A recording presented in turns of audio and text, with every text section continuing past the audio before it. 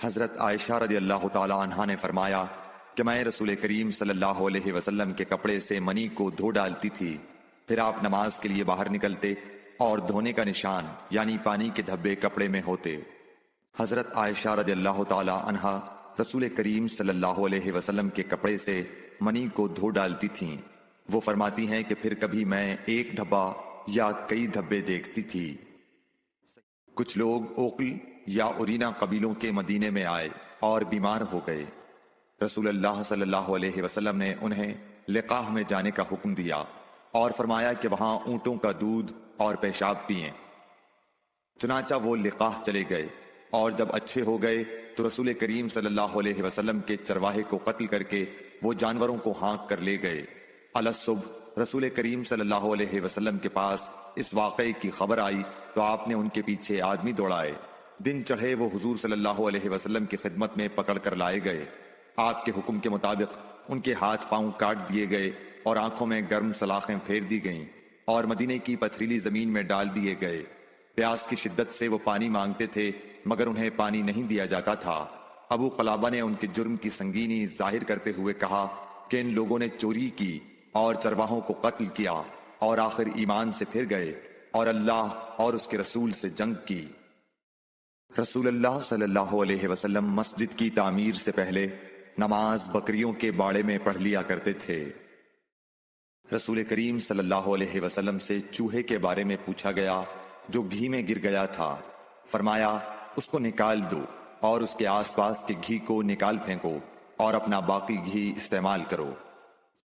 رسول کریم صلی اللہ علیہ وسلم سے چوہے کے بارے میں دریافت کیا گیا جو گھی میں گر گیا تھا۔ آپ نے فرمایا کہ اس چوہے کو اور اس کے آس پاس کے گھی کو نکال کر پھینک دو۔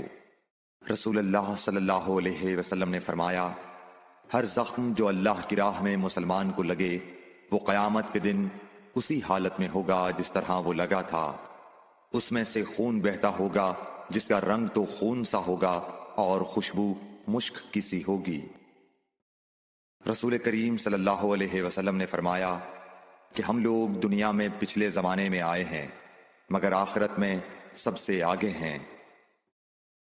رسول اللہ صلی اللہ علیہ وسلم نے فرمایا کہ تم میں سے کوئی ٹھہرے ہوئے پانی میں جو جاری نہ ہو پیشاب نہ کرے پھر اسی میں غسل کرنے لگے، یعنی یہ ادب اور نظافت کے خلاف ہے کہ اسی پانی میں پیشاب کرنا اور پھر اسی سے غسل کرنا۔ ایک دفعہ رسول کریم صلی اللہ علیہ وسلم کعبہ شریف میں سجدے میں تھے۔ ایک دوسری سند سے رسول اللہ صلی اللہ علیہ وسلم کعبے کے نزدیک نماز پڑھ رہے تھے اور ابو جہل اور اس کے ساتھی بھی وہیں بیٹھے ہوئے تھے۔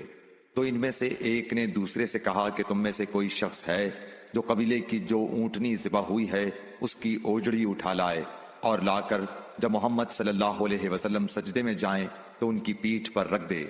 یہ سن کر ان میں سے ایک سب سے زیادہ بدبخت آدمی اٹھا اور وہ اوجڑی لے کر آیا اور دیکھتا رہا۔ جب آپ نے سجدہ کیا تو اس نے اس اوجڑی کو آپ کے دونوں کندھوں کے درمیان رکھ دیا۔